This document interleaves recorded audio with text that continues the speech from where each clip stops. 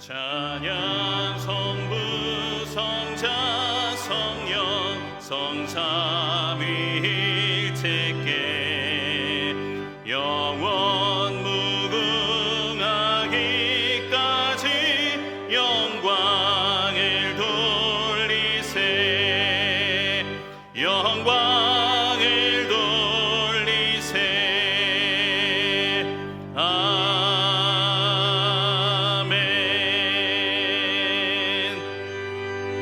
아름답고 거룩한 것으로 여호와께 예배할지어다.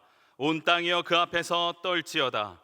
모든 나라 가운데서 이르기를 여호와께서 다스리시니 세계가 굳게 서고 흔들리지 않으리라.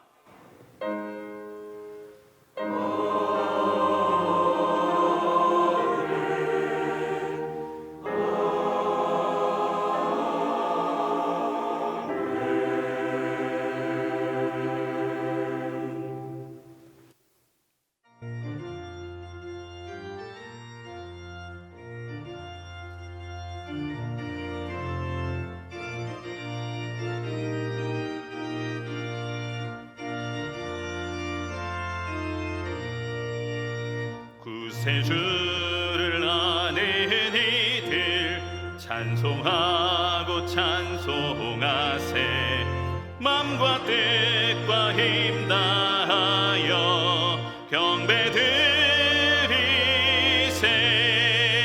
주를 알지 못한 이들 주가 친히 인도하사 그의 피로 구속하니 찬송 부르세 약한 사람 도움받아 시험 중에 참게 되니 모든 죄를 이길 힘은 믿음뿐이라 진리 되신 우리 주는 영원토록 변함없네 성도들아 주를 믿어 길이 섬기세.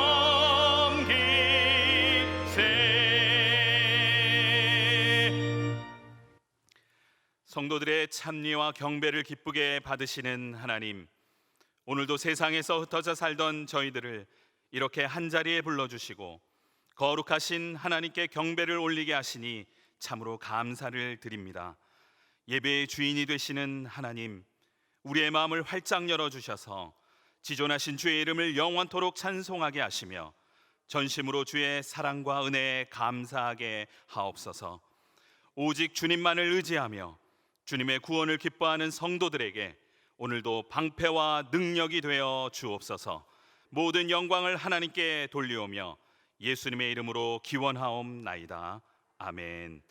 다 함께 사도신경으로 우리의 신앙을 고백하겠습니다. 나는 전능하신 아버지 하나님 천지의 창조주를 믿습니다. 나는 그의 유일하신 아들 우리 주 예수 그리스도를 믿습니다. 그는 성령으로 잉태되어 동정녀 마리아에게서 나시고 본디오 빌라도에게 고난을 받아 십자가에 못 박혀 죽으시고 장사된 지 사흘 만에 죽은 자 가운데서 다시 살아나셨으며 하늘에 오르시어 전능하신 아버지 하나님 우편에 앉아 계시다가 거기로부터 살아있는 자와 죽은 자를 심판하러 오십니다. 나는 성령을 믿으며 거룩한 공교회와 성도의 교제와 죄를 용서받는 것과 몸의 부활과 영생을 믿습니다. 아멘. 지난 한 주간 동안 하나님께 고백하지 않은 죄를 참회하는 기도를 드리겠습니다.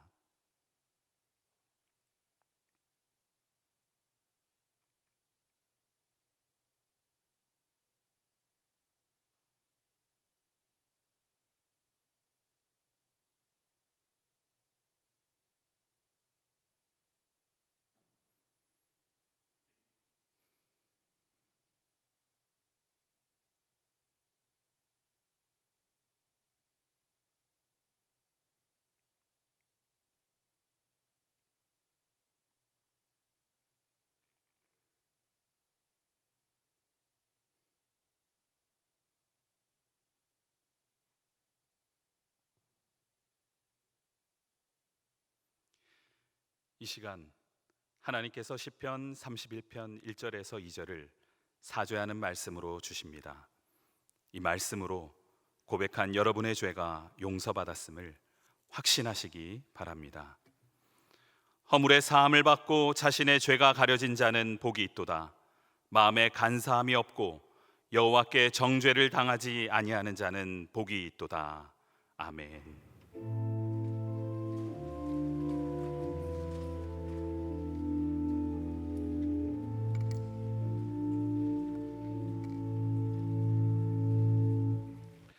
성시교독 27번 시편 51편입니다.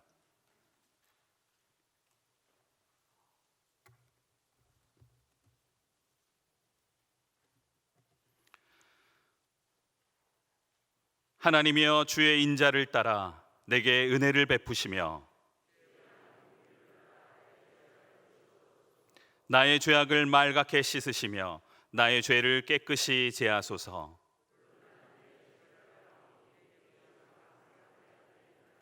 내가 주께만 범죄하여 주의 목전에 악을 행하였사오니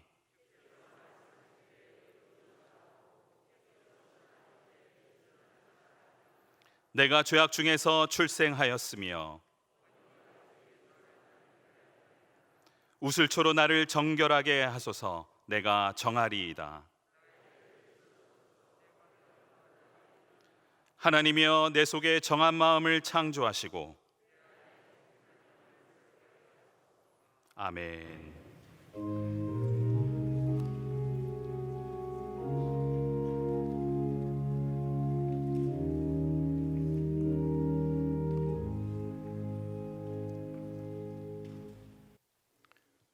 우주 만물을 창조하시고 섭리하시며 그 선하시고 인자하심이 영원하신 하나님 아버지, 지난 한 주간의 삶도 주님의 은혜의 날개 아래 안보하여 주시고 주님의 거룩한 전으로 인도하여 주심에 감사와 찬양 올려드리오니 영광 받아 주시옵소서.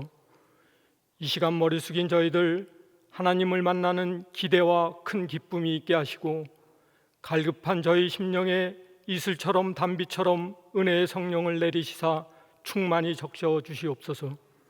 긍휼의 하나님 아버지, 죄인된 저희를 너는 내 것이라 지명하여 자녀 삼아 주셨는데 나약하고 어리석은 저희들은 하늘의 소망을 두기보다 세상 정욕과 허탄한 것을 바라보며 살았음을 고백하오니 용서하옵시고 십자가 보혈로 정결케 하사 참 예배자로 세워 영과 진리로 예배드리게 하옵소서. 사랑의 하나님 아버지, 코로나 팬데믹 반년을 지나며 온 세계가 암울한 이 시대, 저희들 주 안에서와 그 힘의 능력으로 강건하여지며 하나님의 전신갑주를 취하여 능히 잘 이겨내갈 수 있도록 저희들의 믿음을 지켜주시옵소서. 주님, 저희들 이 어려운 세상 속에 빛과 소금의 역할을 잘 감당하며 복음의 비밀을 담대히 알리게 하옵시고 오직 하나님의 뜻을 이루게 하옵소서. 능력의 하나님 아버지, 하루속히 코로나19 백신과 치료제가 개발되어 종식되게 하옵시고 경제와 모든 어려움들이 극복되고 교회 학교를 비롯한 소모임도 정상화되도록 인도하여 주시옵소서. 은혜의 하나님 아버지, 원로 목사님 신원을 강건하게 하옵시고 늘 평안함으로 주님 함께하여 주옵소서. 담임 목사님 말씀의 능력과 사랑의 리더십으로 몸된 교회와 성도들을 이끌어 가실 수 있도록 성령님 지켜 보호하여 주옵시고 부교육자님들 지혜와 능력을 더하사 성령 충만함으로 맡겨진 사역 잘 감당할 수 있도록 은혜 베풀어 주시옵소서. 하나님 아버지, 대통령자 위정자들이 하나님을 경외하고 국민 앞에 바로 서게 하며 6.25 전쟁 70주년을 지나는 이 민족 이스라엘이 하나님의 은혜로 포로 생활 70년 만에 자유를 얻은 것처럼 한반도에도 복음으로 통일을 이루게 하옵소서. 이 시간 단위에 세우신 주의 사자 주님의 오른손으로 붙들어 주시사 선포되는 말씀에 주님의 권세와 능력이 우리 심령 깊은 속에 선포되어 몸과 마음의 상처와 쓴뿌리가 치유되며 오직 주님 한 분만으로 만족하는 삶을 살게 하옵소서. 온 마음과 정성 다해 곡조 있는 기도로 하나님께 영광 올려드리는 할렐루야 찬양대의 찬양을 기뻐 받아 주옵시고, 대원들의 삶 속에도 감사가 넘치는 복된 길로 인도하여 주시옵소서. 우리의 중보자 되시며 날마다 은혜로 함께 하시는 거룩하신 예수 그리스도 이름으로 기도 올리옵나이다. 아멘.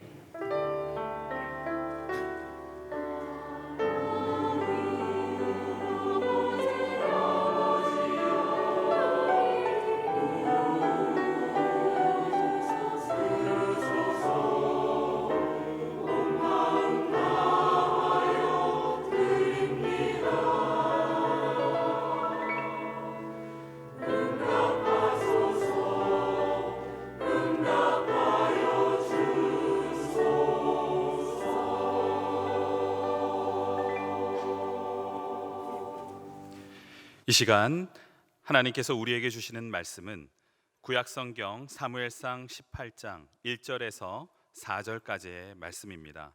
제가 보는 성경으로 구약 439쪽입니다.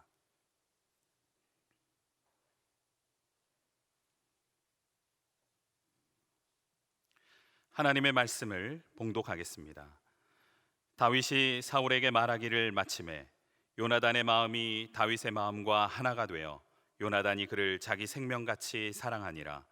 그날에 사울은 다윗을 머무르게 하고 그의 아버지의 집으로 다시 돌아가기를 허락하지 아니하였고, 요나단은 다윗을 자기 생명같이 사랑하여 더불어 언약을 맺었으며, 요나단이 자기가 입었던 겉옷을 벗어 다윗에게 주었고 자기의 군복과 칼과 활과 띠도 그리하였더라. 아멘.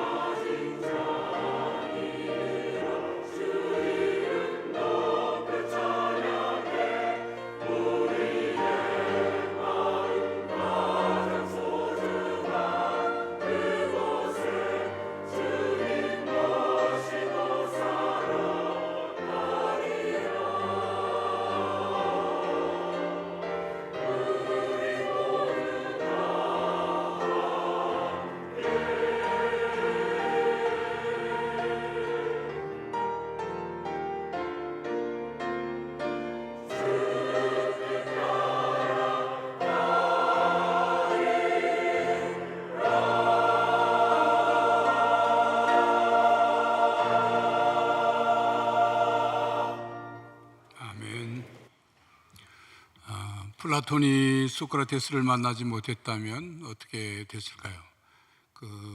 볼 수도 없고 들을 수도 없고 말할 수도 없는 삼중의 장애를 가진 헬렌 켈러가 설리반이라는 선생님을 만나지 못했다면 그의 삶이 어떻게 됐을까요? 동의보감을 쓴 명의 허준이 스승 유이태를 만나지 못했다면, 베드로가 예수님을 갈릴리 바다에서 만나지 못했다면, 그래서 그저 갈릴리 바다에서 고기만 잡고 먹고 살았다면, 사울이 다메섹 도상에서 부활하신 예수님을 만나지 못했다면, 또 사울이 회심한 후에 바나바를 만나지 못했다면 각각 그들의 삶은 어떻게 됐을까요? 이렇듯 우리 인생에서의 만남은 매우 중요합니다. 우리가 살아가면서 누구를 만나느냐 하는 것은 매우 중요합니다. 좋은 만남을 통해서 자극과 도전을 받기도 하고, 또 삶의 목적을 발견하게 되어서 알게 돼서 또 알이 새에서 깨어나듯 그런 성장이 이루어지기도 하죠. 그래서 무엇을 위해 살아가야 하는지를 깨달아 자신의 새로운 인생을 살아가게 됩니다. 그러므로 태어나면서 첫 번째 만남인 부모와 자녀의 만남, 이건 매우 중요하죠. 그리고 성장하면서 친구와 친구의 만남, 또 스승과 제자의 만남, 또 남녀의 만남인 부부의 만남도 중요합니다. 그리고 가장 중요한 만남인 창조주와 피조물의 만남, 즉 하나님과 인간의 만남은 매우 중요합니다. 성도 여러분, 여러분은 지금까지 인생을 살아오면서 자신에게 매우 중요했던 그런 만남이 있었습니까? 그때 그 사람을 만나지 않았다면 내 인생이 이렇게 바뀌지 않았을 것이다. 그를 만난 것이 나에겐 복이고 은혜다. 또 그 사람을 만나서 그 사람이 나에게 해준 그 한마디 때문에 내 인생이 180도 바뀌어져서 너무나도 내 삶에 도움이 되었다 하는 그런 만남이 있었느냐 하는 것입니다. 오늘 본문은 요나단과 다윗의 만남을 소개하면서 이야기를 시작하고 있습니다. 다윗의 인생에 있어서 정말로 중요한 만남이었습니다. 다윗이 요나단을 만나지 못했다면, 다윗이 요나단을 만나지 못해서 서로 생명과 같은 그런 우정을 나누지 못했다면 다윗이 극심한 고난을 잘 이겨낼 수 있었을까? 또 위대한 다윗이 될 수 있었을까? 그런 생각을 하게 될 정도로 다윗과 요나단의 만남은 매우 중요한 만남이었습니다. 다윗과 요나단은 처음 어떻게 만나게 되었을까요? 요나단은 오늘 본문에 처음 등장하는 인물이 아닙니다. 사무엘상 13장부터 이미 아버지 사울과 함께 전쟁터에 나가서 전쟁에서 혁혁한 공로를 세우고 또 중요한 역할을 했습니다. 그러므로 사무엘상 17장에는 다윗과 골리앗의 싸움에 이 요나단이 등장하지 않는 것처럼 보이지만, 그러나 요나단은 이미 아버지 사울과 함께 전쟁터에 있었고, 그리고 다윗이 골리앗과 싸우는 그 모든 처음부터 끝까지의 과정을 다 지켜보았을 것입니다. 다윗의 입장에서 보면 거인 골리앗을 쓰러뜨리고 다윗은 이제 국가적인 스타가 됐지 않습니까? 그래서 모든 그 왕과 모든 백성들의 이목이 다윗에게 집중이 되었어요. 여덟 번째 아들로 태어나서 그저 형들에게 무시당하고 있는 듯 없는 듯 살아온 목동 다윗이 갑자기 영웅이 되고 이목이 집중되니 얼마나 어색했겠어요. 당황스러웠을 것 아닙니까?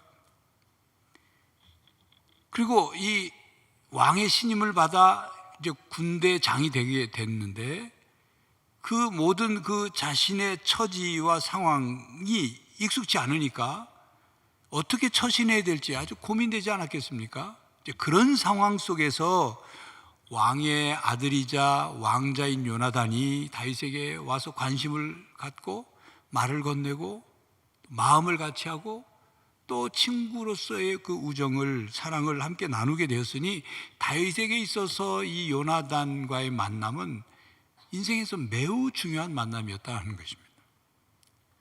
본문은 사울 왕의 아들 요나단의 마음과 다윗의 마음이 하나가 되었다는 말씀으로 시작합니다. 1절, 다윗이 사울에게 말하기를 마침에 요나단의 마음이 다윗의 마음과 하나가 되어 요나단이 그를 자기 생명같이 사랑하니라.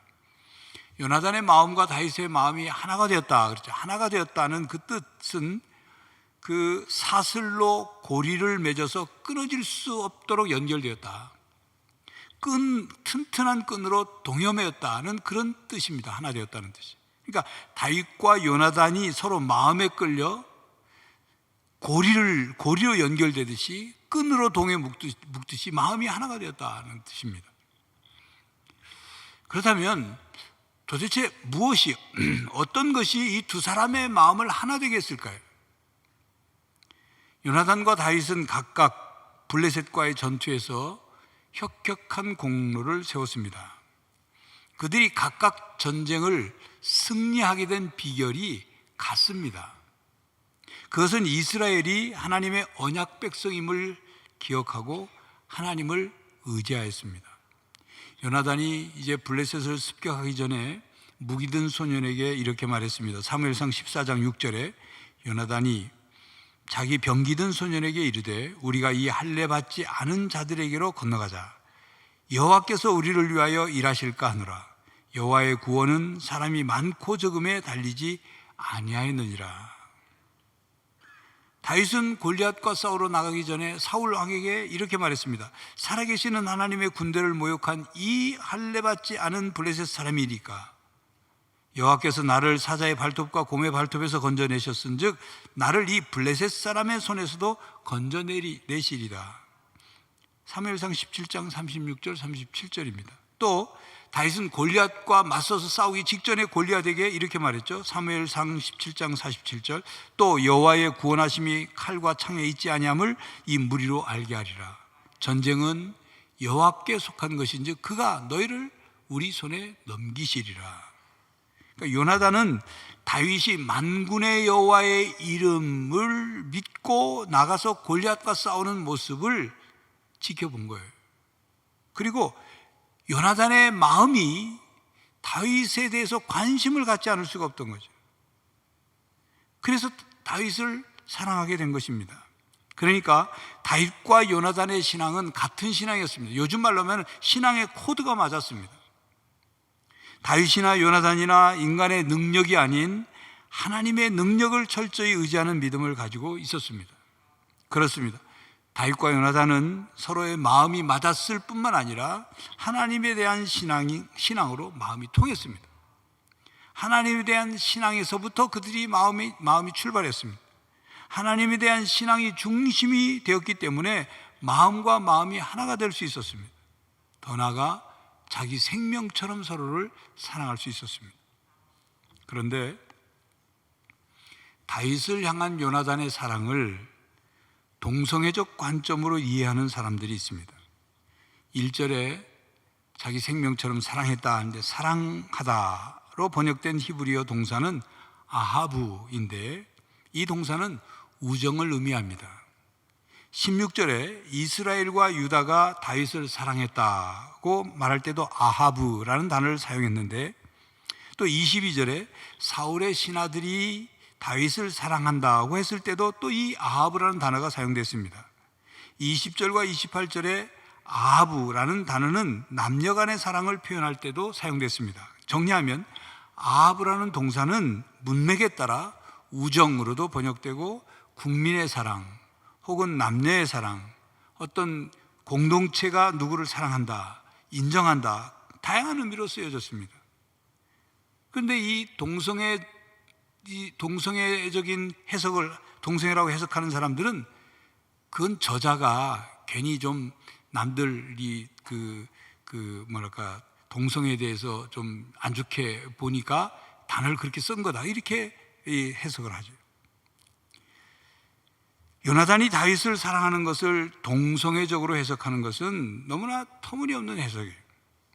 그런 해석을 하는 신학을 퀴어 신학이라고 합니다. 퀴어라는 말은 낯설고 이상하다. 그런데 낯설고 이상하다. 정통신학에서 낯설고 이상한 것으로 배제되어 있던 주제를 신앙의 중심으로 내세우고 이를 억압에서부터 해방시키고자 하는 신학이 퀴어 신학이에요. 말은 그럴듯하죠.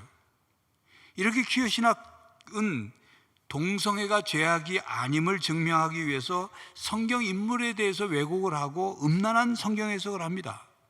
그들은 시어머니 나오미와 룻도 레즈비언 관계로 해석을 하는 거예요. 복음서에 나오는 병든 하인을 고쳐달라고 청원하러 왔던 백부장과 하인, 백부장이 하인을 뭘 그렇게 애써서 그렇게 치료해주려고 그러냐? 동성애 관계다.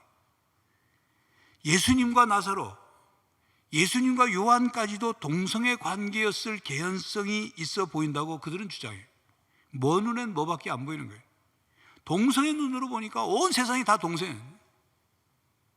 이처럼 퀴어 신학은 성경을 자의적으로 해석을 합니다. 신성모독적인 해석을 합니다.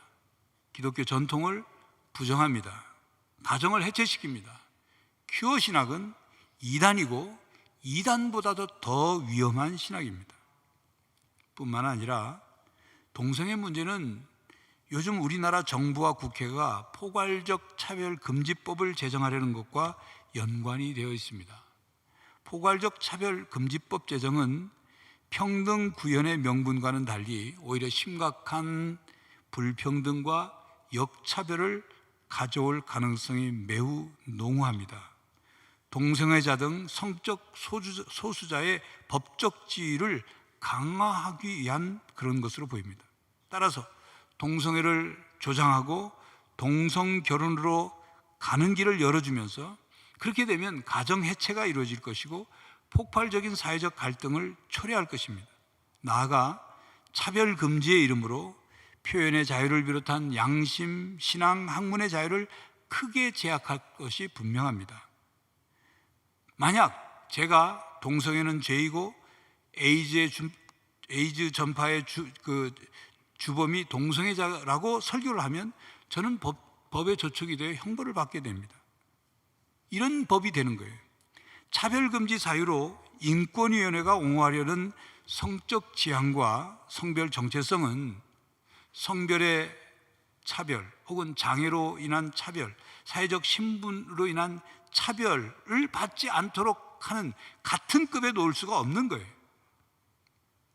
그리고 차별금지법을 평등권에 관한 기본법 이상으로 특별법의 지위를 두려는 것은 그 근본적인 속성은 국가인권위원회가 최고의 인권사법기관으로서의 위상을 가지려고 하는 작태가 아닐 수가 없는 것입니다. 이로 인해 성별 파괴, 가정 파괴, 교육 파괴, 종교 파괴가 일어날 것입니다. 그러므로 우리 기독교회는 차별금지법 자체를 반대하는 것이 아닙니다. 국민적 합의에 기초한 차별금지 사유와 차별금지 영역을 개별적으로 규정하는 개별적 차별금지법을 개정 보완하는 것으로도 충분하다는 것이 기독교 입장이에요. 성도 여러분, 여러분이 이 부분을 잘 이해하고 정리하셔야 됩니다. 왜 차별금지법을 교회가 금지법을 제정하지 말라고 하느냐? 이게 뭉뚱그려서 생각하지 마세요. 이 포괄적 차별금지법이 문제가 있는 거예요. 개별적 차별금지법에 대해서는 우리 기독교가 적극적으로 찬성합니다. 이런 부분에 대해서 여러분들이 어떤 설문이라든지 어떤 의사를 표시해야 될 때 분명히 표시하셔야 돼요. 청와대 국민청원 게시판에 가셔서 무엇을 찬성해야 되고 뭘 반대하시는지를 분명히 의사표시를 해야 하는 것입니다. 다시 본문으로 돌아와서 다윗과 요나단 사이의 만남은 단순한 만남이 아니라 요나단이 자기 생명처럼 다윗을 사랑하는 우정이었기 때문에 둘 사이의 우정은 아름답고 거룩하고 복된 우정입니다. 둘 사이 우정에 대한 상세한 내용은 사무엘상 20장에 자세히 나옵니다. 다윗은 전사이면서 사울 왕의 사위가 될 사람이죠. 요나단은 사울 왕의 맏아들입니다. 다윗보다도 먼저 전쟁터에 나가서 블레셋 군대를 물리친 용맹한 장수가 요나단입니다. 다윗이 소년 시절에 이미 요나단은 전쟁에 나가서 싸울 나이였기 때문에 적어도 다윗보다는 나이가 10살에서 많게는 30살 정도 많은 사람이 요나단입니다. 그럼에도 불구하고 다윗과 친구가 된 거예요. 요나단은 백성들에게 인기도 많았습니다. 아버지 사울 왕보다 인격적으로도 훌륭했습니다. 백성들은 차기 왕으로서 요나단이 손색 없을 정도로 훌륭한 왕이 될 거라고 칭송을 했습니다. 그러면 요나단 입장에서 다윗은 경쟁자죠. 그럼 요나단은 다윗을 경쟁자로 생각지 않았습니다. 왕위를 놓고 다윗과 다투지도 않았고, 다윗을 견제하지도 않았고, 다윗을 막 그 경쟁에서 밀어내려고 무슨 모략을 꾸미지도 않았고, 다윗을 제거하려고, 다윗을 죽이려고 어떤 계획도 손도 쓰지 않았습니다. 오히려 사무엘상 20장에 보면 다윗이 사울 왕의 시기를 견디다 못해 왕궁을 떠나 도망갈 수밖에 없게 되었을 때 다윗과 요나단은 이별의 슬픔으로 서로를 부둥켜 안고 한없이 울었다. 성경은 그렇게 기록하고 있습니다. 그리고 요나단은 사무엘상 20장 42절에 보면 여호와께서 영원히 나와 너 사이에 계시고 내 자손과 내 자손 사이에 계시리라. 떠나는 다윗을 그렇게 위로했습니다. 그리고 아버지 사울 왕이 다윗을 시기하여 죽이려고 할 때마다 요나단은 아버지 편에 서지 않고 다윗 편에 서서 다윗을 보호하려고 했습니다. 한 번은 아버지 앞에서 다윗을 변호하다가 아버지 사울이 요나단을 죽이려고 단창을 던진 거 맞아 죽을 뻔했습니다. 사무엘상 18장 1절 3절 20장 17절에 요나단이 다윗을 자기 생명을 사랑함같이 사랑했다고 하였습니다. 다른 성경 번역본에는 자기 목숨처럼 아꼈다, 자기 생명을 사랑하는 것처럼 사랑했다, 그렇게 번역을 해요. 아름답고 숭고한 우정이죠. 요나단과 다윗의 우정은 자신의 유익과 필요만을 위한 관계가 아닙니다. 서로에 대한 우정, 친구에 대한 사랑이 원동력이 되었습니다. 그래서 다윗과 요나단은 서로 언약하였습니다. 3절과 4절이죠. 요나단은 다윗을 자기 생명같이 사랑하여 더불어 언약을 맺었으며 요나단이 자기가 입었던 겉옷을 벗어 다윗에게 주었고 자기의 군복과 칼과 활과 띠도 그렇게 하였더라. 둘의 언약이 요나단이 주도를 해서 언약이 이루어지고, 언약의 내용은 정확하게 성경에 기록되지 않았지만 아마 여호와의 신앙을 바탕으로 서로의 그 우정을 확신하는 그런 내용이었을 것입니다. 언약에 의해서 보증된 마치 형제와 같은 우정. 그리고 요나단은 자기의 겉옷을 벗어주고 군복과 칼과 활과 띠도 다윗에게 주었습니다. 다윗은 그 당시 군복과 무기가 없었죠. 목동이었으니 목동 차림으로 왔고 입고 있던 옷도 변변치 않았을 것입니다.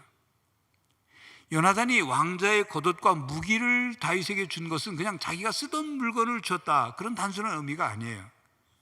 그것은 요나단 자신의 존재와 생명까지도 주겠다는 언약의 징표와도 같습니다.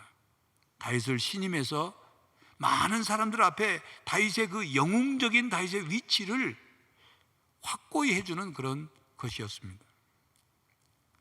성도 여러분, 여러분은 이런 진정한 친구가 있습니까? 친구다운 친구가 있습니까?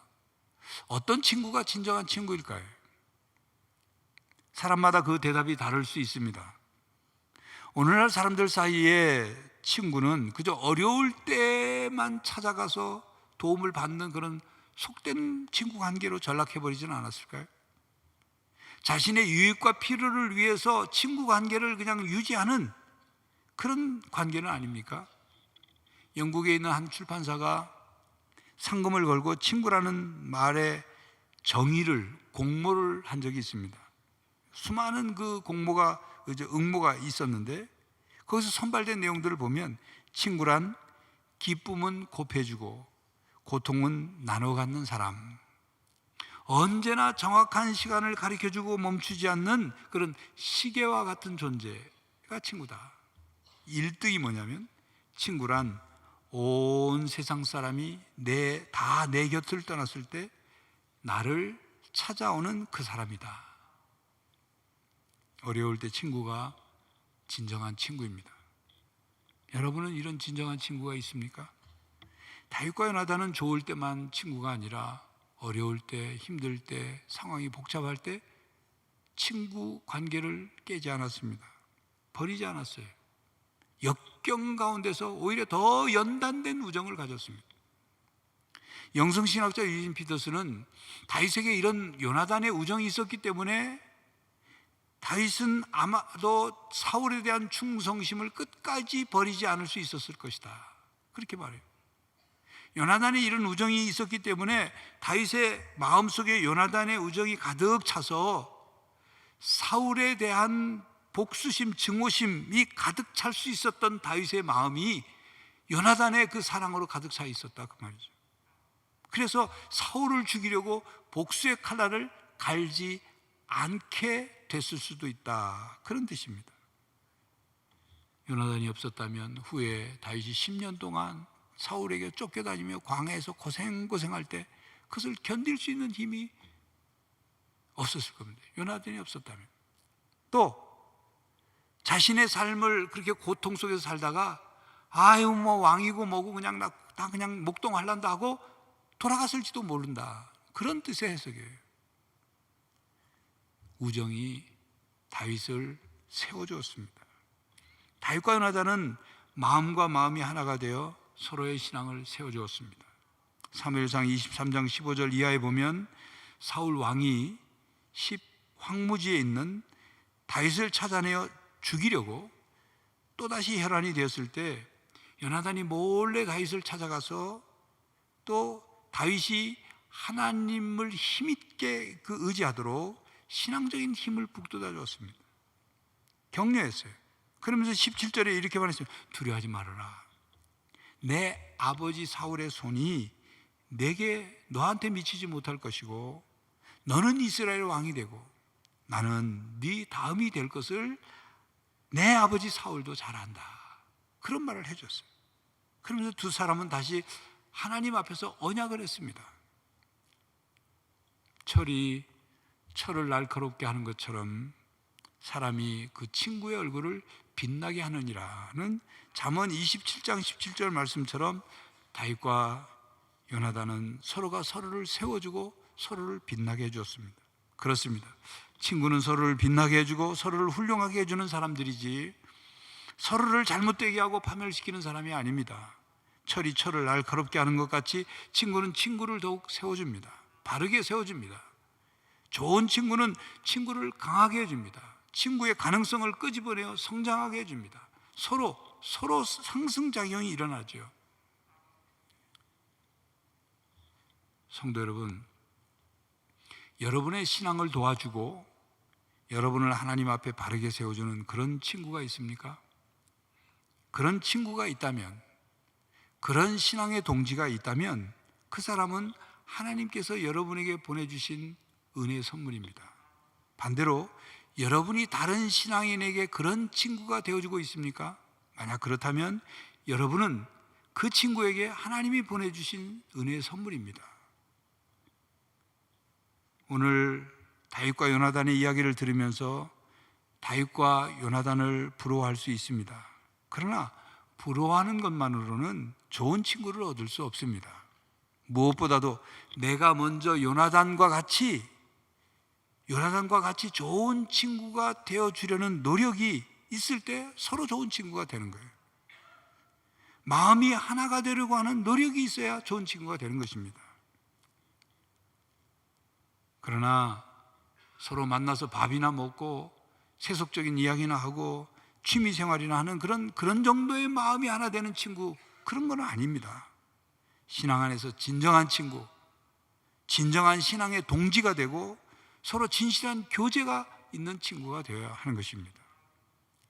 그런데 여러분, 친구도 사람입니다. 친구도 변할 수 있습니다.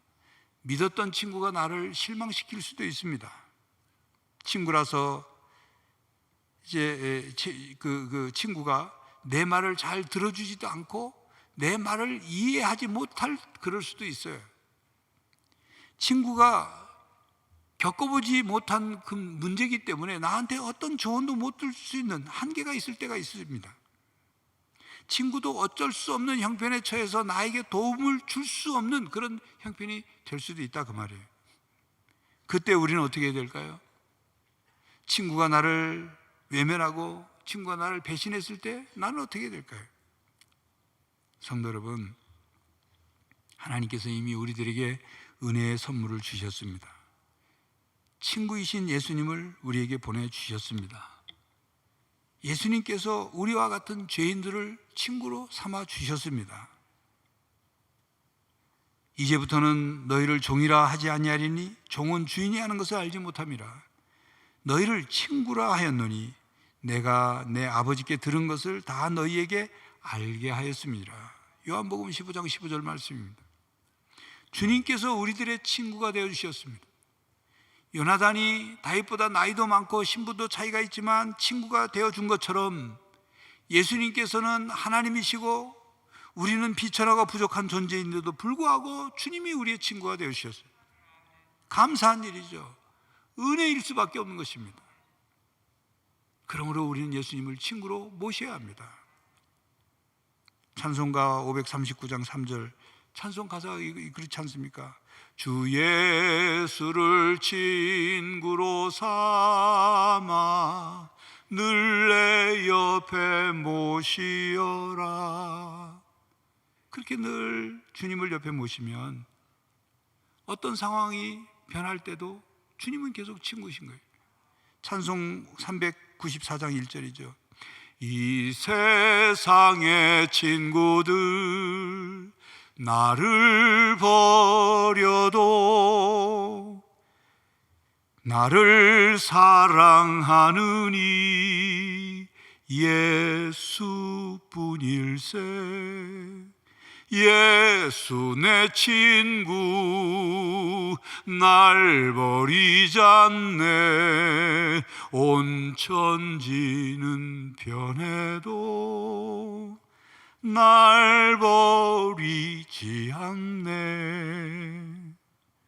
예수님은 그 귀한 생명을 우리들에게 다 내어주시면서 어떤 친구가 되어야 하는지 보여주시고 우리의 친구가 되어 주셨습니다.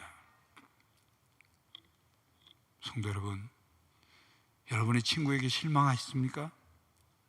변치 않는 진정한 친구가 필요하십니까? 예수님을 친구로 삼으십시오. 영원한 생명을 우리에게 주신 그 주님을 친구로 삼으십시오. 세상 끝날까지 영원히 함께 하시는 그 주님을 친구로 삼으십시오.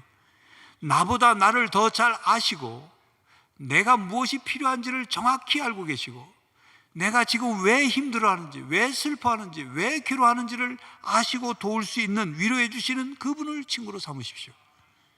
세상 친구들이 모두 등을 돌릴 때도 주님만은, 예수님만은 우리를 찾아오십니다. 성도 여러분, 여러분의 지금의 친구와 그리고 곁에 있는 성도들과 그리고 주님과 좋은 친구가 되시기를 바랍니다. 서로 마음과 마음이 하나가 되어 신앙이 서로 통하고 신앙 안에서 함께 하나님의 뜻을 이루어가는 친구가 되고 신앙의 동지가 되기를 바랍니다. 서로 그런 친구가 되어서 인생에 서로 힘이 되어주는 그런 성도들이 되시기를 간절히 바랍니다. 기도하겠습니다. 하나님 감사합니다. 이 세상에 많은 친구들이 있지만 진정한 친구가 몇이나 있는지, 친구로 인하여 실망하고 배신당하고 상처받는 때도 있습니다. 먼저 다윗과 요나단처럼 서로를 사랑하고 생명처럼 사랑하는 친구가 있게 해주시고 내가 그런 친구가 될 수 있게 해주시고 주님을 친구로 삼아 이 힘들고 복잡하고 어려운 세상을 힘있게 살아가게 하여 주시옵소서. 예수 그리스도의 이름으로 기도하옵나이다. 아멘.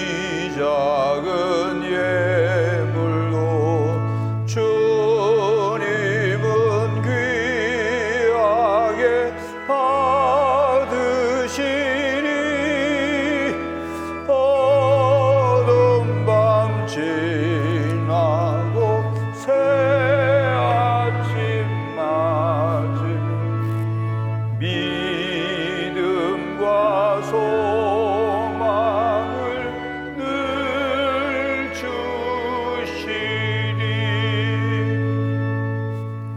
하나님의 사랑과 구원의 은혜를 감사드립니다. 지난 한 주간도 저희들을 보호하시고 인도해 주시고 또 주일 아침 주께 나와 예배할 수 있도록 인도해 주시니 감사합니다.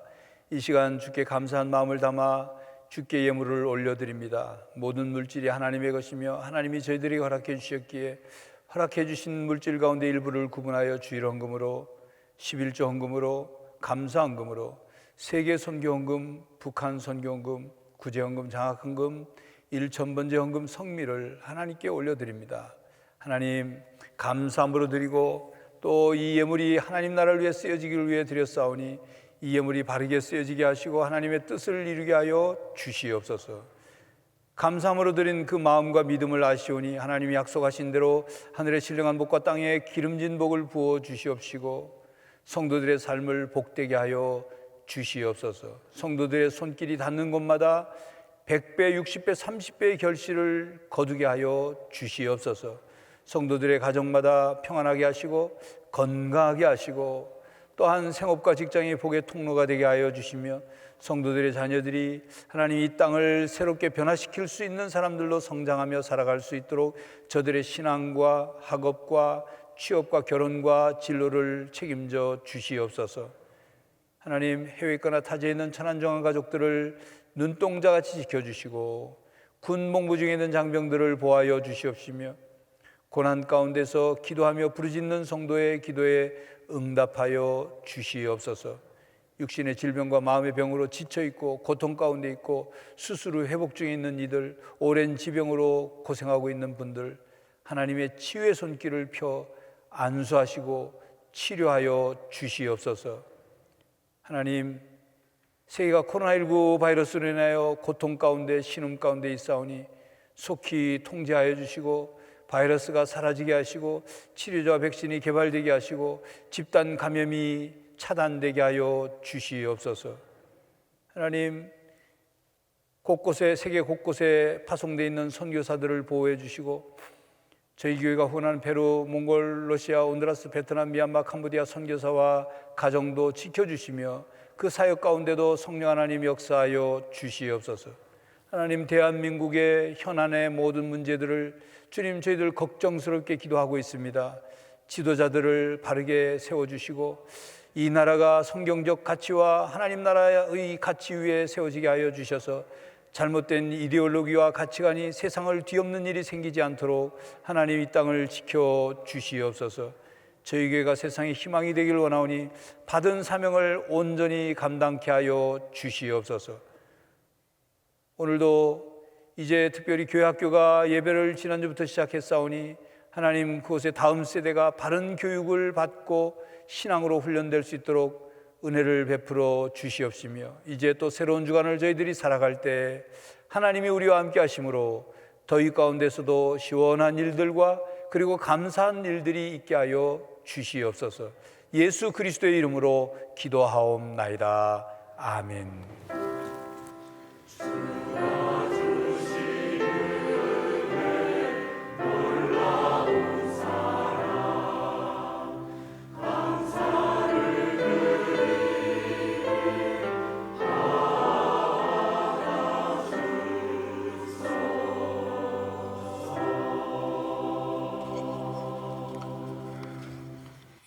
서로 인사하겠습니다. 축복합니다.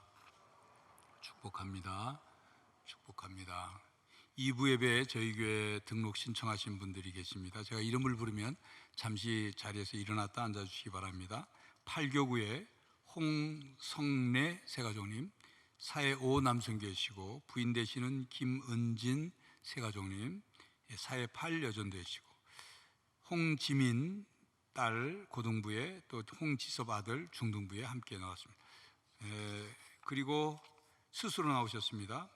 라용환 우리 청년 형제 세 가족인데 스스로 나오셨습니다. 우리 환영하는 박수 하겠습니다. 환영합니다. 예배 마친 후에 세 가족 화장실에서 저를 잠시 만나고 가시기 바랍니다. 교회 생활 말씀드립니다. 오늘은 총회가 제정한 교회 학교 교사주일로 지킵니다. 저녁 예배는 교사 헌신 예배로 드립니다. 창로신학대학교 기독교교회학과 교수인 김도일 목사님께서 설교해 주시고 또 근속 교사 시상이 있겠습니다. 저녁 예배가 마쳐지면 정기지켜 있습니다. 예배에 관한 내용 주보 참고하시고 온라인 예배, 지금 2부 예배 지금 온라인으로 실시간 방송되고 있는데 2부 예배만 송출합니다. 그러니까 다른 예배 드리시던 분들은 2부 예배 시간에 온라인으로 드실 수 있습니다. 코로나19 종식과 회복을 위한 전교연 합심기도에 동참해 주시고, 지금 이제 교회뿐만 아니라 성당과 절 각 곳곳에 집단 감염이 일어나서 정부가 이제 교회를 향해서 방역에 대해서 이제 강경한 지침을 내렸는데, 정부의 지침은 지방자치단체장에 의해서 조금 융통성 있게 이렇게 진행이 됩니다. 그래서 지금 천안시 공문이 아직 저한테 도착이 안 됐고, 지금 파악한 상황으로는 천안시는 이제 다른 지역과 이렇게 교회 안에서 발생한 집단 감염이 많지 않기 때문에 여러 가지로 좀 이제 조금 다른 지역과는 좀 차이가 있지만, 저희 교회도 그런 정부의 그 방역 지침을 잘 따르려고 준비하고 진행하고 있고, 또 어떤 변수가 생기게 되면 문자로나 홈페이지 구역장들을 통해서 여러분들에게 또 교회 생활 안내를 할 테니까 귀를 기울여 주시기 바랍니다. 이 시간에는 이제 정부 방역 당국에서 지침으로 내린 모든 예배 참석자들을 명단을 작성해서 4주 동안 보관하고 지나면 폐기하라, 이제 그런 지침이 내려와서 여러분들이 이제 다음 주부터 그걸 써야 되는데 매번 똑같은 거를 이름 쓰고 휴대폰 전화번호 쓰고 주소 쓰고, 이건 보통 복잡하고 어려운 게 아니기 때문에 그걸 간편하게 하기 위해서 우리 교회 앱이 있습니다. 그래서 스마트폰으로 갑자기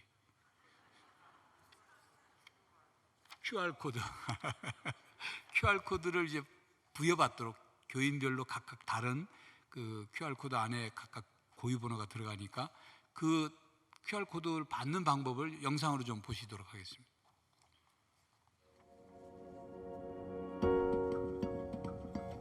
출교를 위해서는 두 가지만 기억하시면 됩니다. 첫째, 스마트 출교를 하기 위해서는 먼저 스마트 요람 어플을 설치해야 합니다. 플레이 스토어 또는 앱 스토어에서 스마트 요람을 검색해서 설치해 주세요.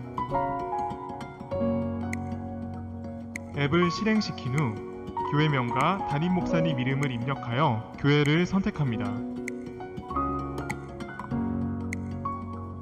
이름과 휴대폰 번호를 입력한 후 전송된 인증번호를 확인해 주세요.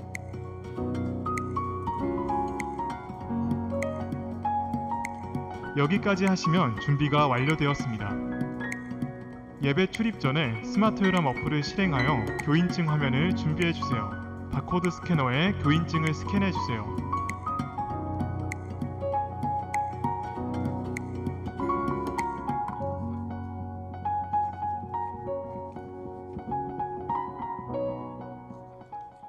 연세 드신 분들 가운데는 봐도 저게 뭐 하는 건가, 저도 잘 몰라요.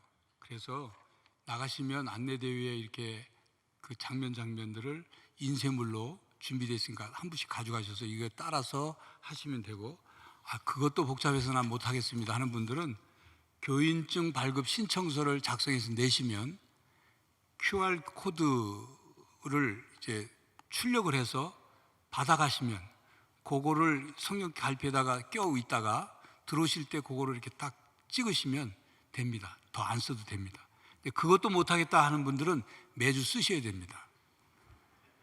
뭐가 편하신지 좋은 쪽으로 선택을 하시면 되고요. 그래도 잘 모르겠다 그러면 교구장한테 전화해서 안내를 받으세요. 아니면 근처의 젊은 분들 혹은 구역장들에게 안내를 받아서 하시면 다음 주부터 이제 다 체크를 해야 되는데, 여러분들 불편하지 않도록 쉽게 출입할 수 있도록 이렇게 준비해 주시면 되겠습니다. 아름다운 신문 8월 9월호 원고 모집 22일 수요일까지 합니다. 많은 관심 바랍니다. 지난주부터 이제 시범 운영처럼 도서실 운영을 재개했는데 오늘부터 이제 9시부터 12시 50분까지 엽니다. 방역 지침에 따라서 다 움직이니까 여러분들 그 도서실 가셔서 거기에 맞춰서 열람하시거나 책 대출해 가시면 되겠습니다. 결혼 광고 있습니다.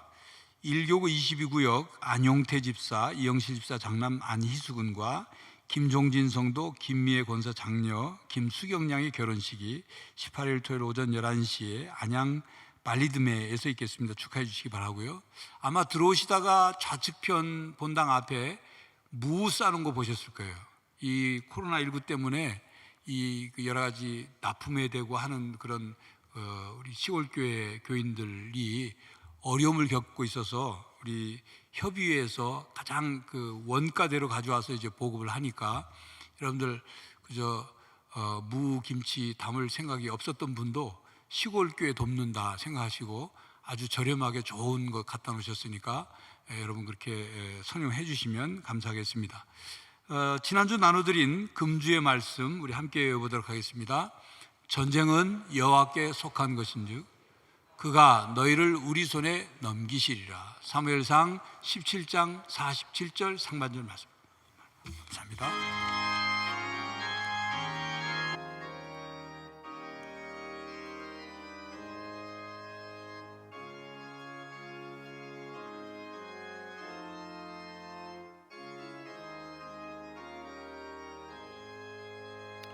이 세상의 친구들 나를 버려도 나를 사랑하는 이 예수뿐일세. 예수 내 친구 날 버리지 않네. 온 천지는 변해도 날 버리지 않네. 검은 구름 덮이고 광풍 일어도 예수 나의 힘 되니 겁낼 것 없네. 예수 내 친구 날 버리지 않네. 온 천지는 변해도 날 버리지 않네. 괴로운 일 당해도 낙심 말아라. 영원하신 주 능력 나를 붙드네. 예수 내 친구 날 버리지 않네. 온 천지는 변해도 날 버리지 않네.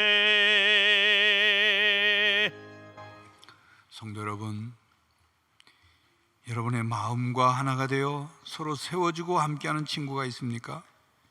신앙의 동지가 있습니까? 요나단처럼 여러분이 먼저 좋은 친구가 되어 주십시오. 그리고 예수님을 친구로 모시고 함께 살아가는 성도가 되시기를 간절히 바랍니다.